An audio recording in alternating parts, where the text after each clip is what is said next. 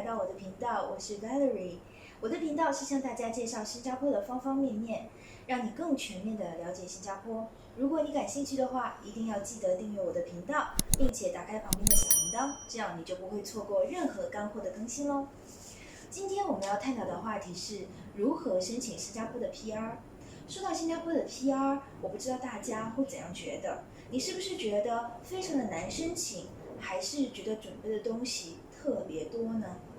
如果你已经申请了很多次，很不幸，但是没有成功，那你是不是特别灰心呢？实际上 PR 申请是可以系统性准备的，而且根据不同人的不同情况，我们是可以大概预测这个结果的。那么好吧，话不多说，我们现在就开始这一期的第一集吧。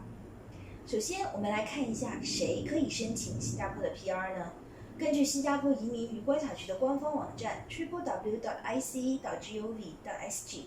的这个网址，其实在上面可以查找到的是适合申请的 PR 呢有几大类的人。第一类 Employment Pass 或者是 S Pass 的准证持有者，这类申请人一般是在新加坡工作的人士，一般是通过自身的工作收入来提出申请的。第二类呢是新加坡公民和新加坡 PR 的伴侣，这里呢是指法律认同的合法伴侣。很多比如说像国外很多长期的这种伴侣，但是并没有合法的注册，那么这种情况是不适用的。第三类呢是21岁以下的未婚的小孩，这里包括了亲生以及领养的小孩。第四类呢，在新加坡读书的留学生，以及第五类投资移民的人士。我们今天呢，主要想来看一下最受欢迎的类别。在新加坡最受欢迎的类别呢，就属于第一类的 PR 申请，也就是 Employment Pass 和 S Pass 的准证持有者。那么关于其他类别，如果大家感兴趣的话呢，我们可以在接下来的影片中一一分析介绍。说到第一类的 PR 申请者就不得不说一下新加坡的工作准证类别。那么我们现在简单的来介绍一下。在新加坡的外籍员工的工作准证中呢，有3种。第一种呢是 Work Permit， 那么 Work Permit 呢是新加坡给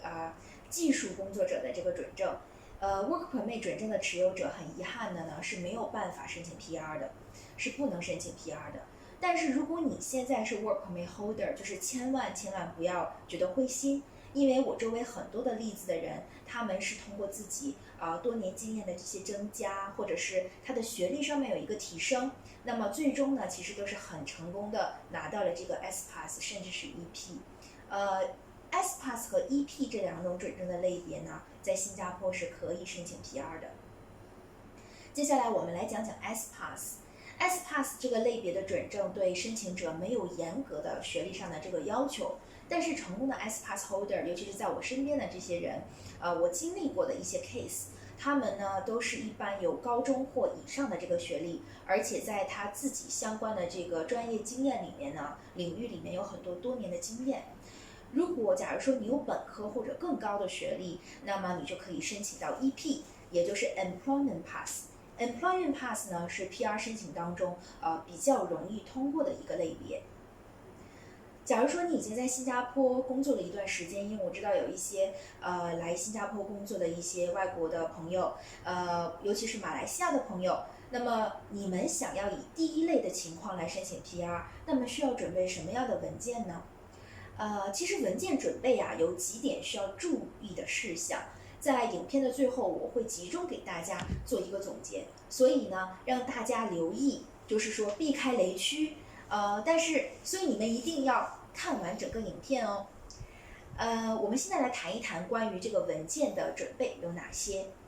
首先我们需要有个人的护照，接下来呢有新加坡的工作准证，那么就是 S Pass 或 Employment Pass。当你在扫描的时候要注意扫描前后面。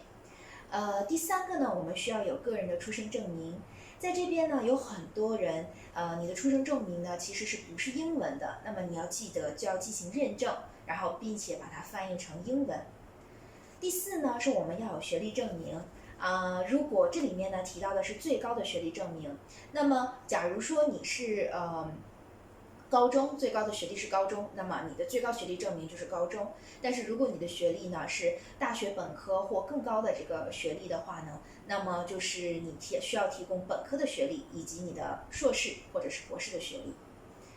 然后呢，第5呢是需要证件照片1张。这个证件照片呢，后面我们会讲到关于它的尺寸以及需要注意的地方。然后呢，第6呢是需要有一个 Form A， 填写一个表格叫做 Form 4A， 它其实是在 ICA 网站上登录之后填写的。然后还有一个表格叫做 Annex A，Annex A 呢其实也是需要从网站上下载填写的。这一个表格呢是需要雇主来填写的。还有最后一个表格呢叫 Declaration Form， 声明表格。这个表格也是需要从 ICA 的网站上下载填写的。然后第9呢是我们需要准备在职证明。在职证明呢是由我们每一个人就是个人的这个雇主提供的，所以要提前跟 HR 打好招呼。第10呢是个人的薪水单，这包括过去6个月的薪水单，还有个人的税单。如果你在新加坡有工作超过3年以上，一般上都是过去3年的税单。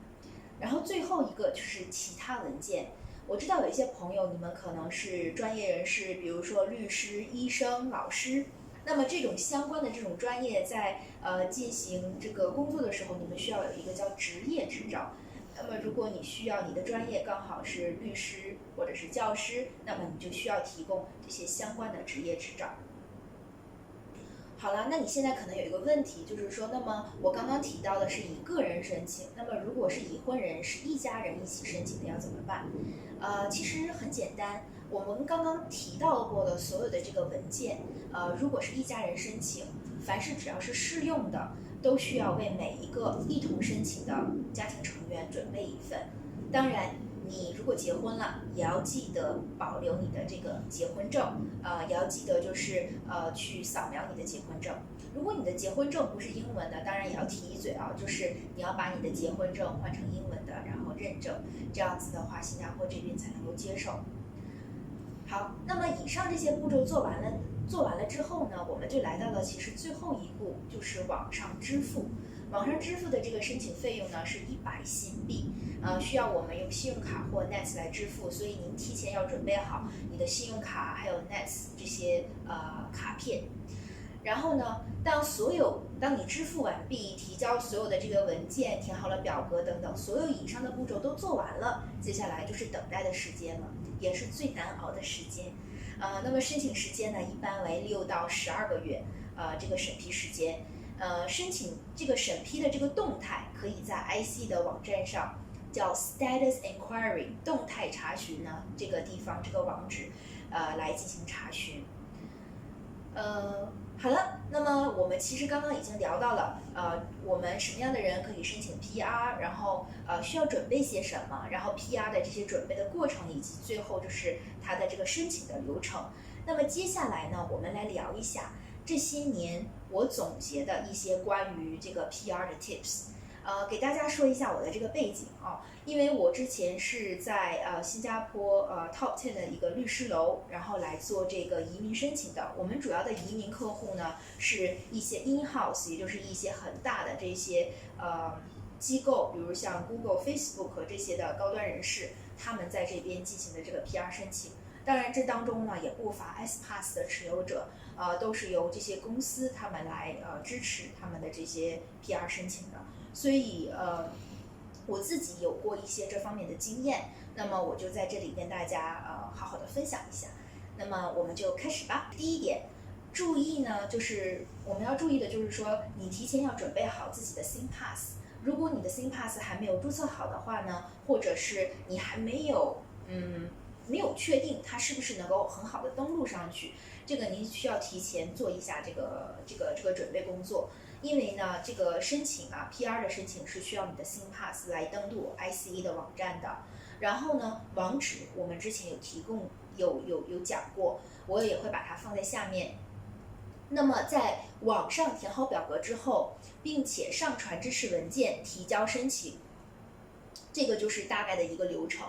那么从2019年开始，新加坡移民观察局就没有再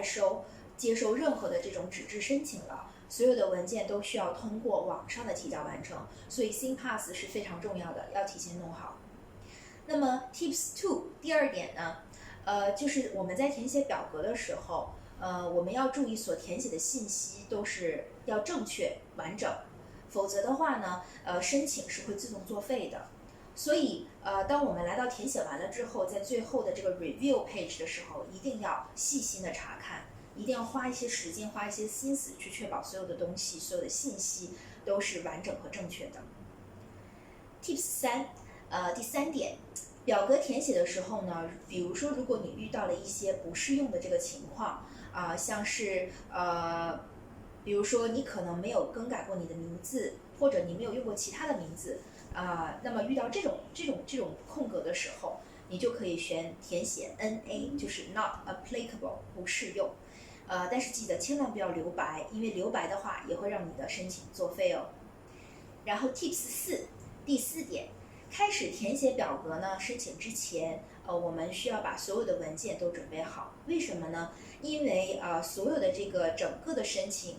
，ICA 现在的网站上是有一个7天的一个时间线的。在7天之内呢，需要完成整个表格的申请，所有的支持文件的上传。所以，如果7天之内你没有做完这些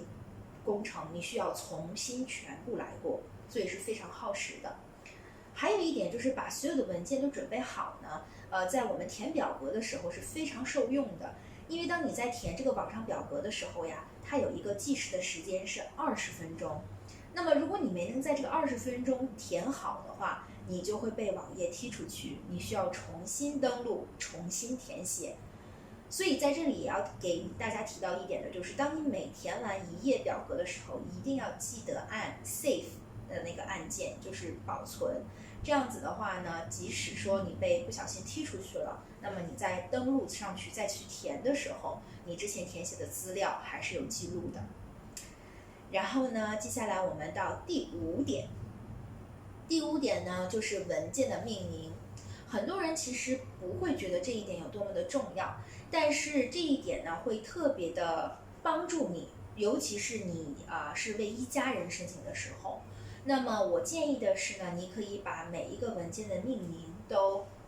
标注清楚。那么首先呢，这个文件的名字可以根据你文件的内容来命名，然后在后面呢加上这个文件的持有者或所属者的名字。给大家举个例子比如说我的这个